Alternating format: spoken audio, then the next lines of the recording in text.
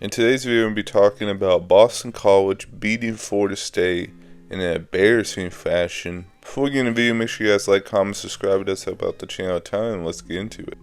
Florida State back-to-back losses versus Boston College and obviously Georgia Tech in week 0. They lost to Boston College 28-13. They lost to Georgia Tech 21-24. Both huge upsets by the point spread odds, at least. And FSU just does not look like a good football team, if I'm going to be brutally honest. And I'm really concerned about this team moving forward. DJU, I don't think it's the quarterback that was needed for this team. And bringing him in the portal, I don't think was as necessary. They should have went for a different guy because clearly he doesn't fit Florida State's offense and their system, and that's a big concern moving forward. I don't know what you do with the quarterback spot. Maybe you start another guy to give him a chance, but to be 0-2 at this point, to lose to Georgia Tech, who I think is actually a decent team, and Boston College, who may be decent, but these aren't top ACC teams. It's a huge concern moving forward looking at their remaining schedule. In this game, FSU rushed for 28 rushing yards, which is inexcusable. They barely even handed it off. So part of the problem with FSU's offense and them scoring 13 points and looking stale is they don't run the football efficiently and they don't run it enough. And they don't have terrible backs. It's just they're not running the football at all. Their system, they're one in DJU who threw for 272 and a touchdown and an interception. He threw the ball 42 times and completed 21 of those. They're having DJ throw the ball 42 times when he's not necessarily the playmaker you have, like Jordan Travis was. He's not that type of playmaker. You can't put the game in his hands because he doesn't make enough plays at the quarterback position to put you in good position. And it's just confusing scheme-wise for Florida State in their mindset. I don't know why they didn't run the football. They didn't really give it a shot. They were predictable on offense. They threw the football so many times, and it makes sense why their offense struggled. I mean, they were 3 for 14 on third downs. Boston College was 9 for 16 on third downs. Boston College had 39 minutes of possession. Florida State barely even touched the football in the first quarter. Florida State had 20 minutes of possession.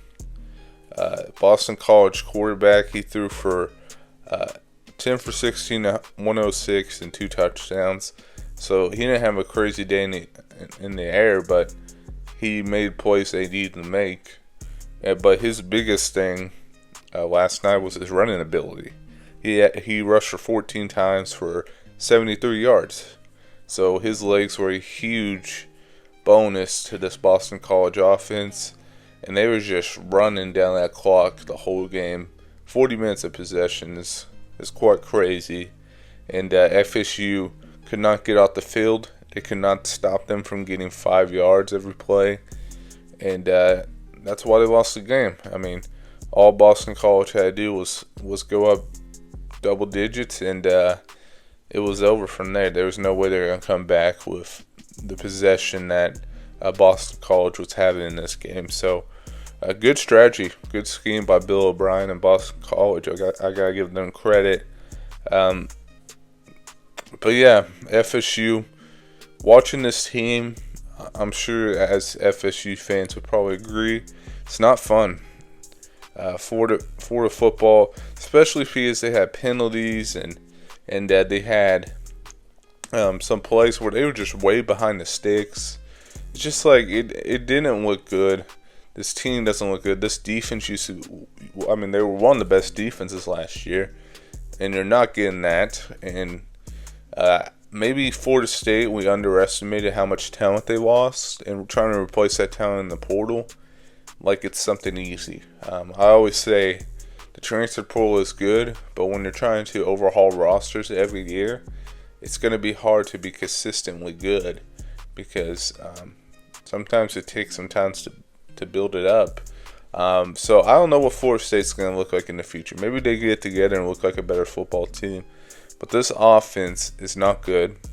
And the defense is allowing anything. The linebacker play is not very good at Florida State. These past 2 games, they were just like letting people get downhill in the running game.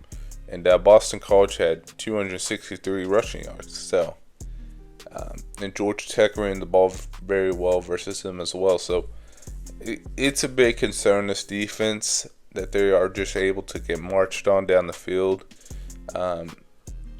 It's just surprising because of how good this defense was last year, but they did lose some guys. So maybe we didn't take that in consideration enough.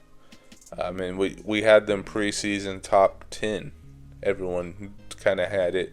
So it is a big concern that about this Florida State team. I mean, I'm going to look at their schedule, and we're going to see, like, based off of the team that Florida State has put on the field, who are they going to beat? I believe next week they play Memphis, which is correct. So I would hope they would be able to beat Memphis, but Memphis is not a slouch team. They're actually a team that some people predict may make the college football playoff. And then they have California next week. And that's an ACC game, which I'm not used to saying. But Cal, they should be able to beat them, hopefully. Cal is not very good. SMU, I think they lose to SMU. So another loss. So they had 3 losses by now. Clemson, probably lose that one, 4 losses. Duke, they could lose that game, but Malik Murphy looked really good in his first game there.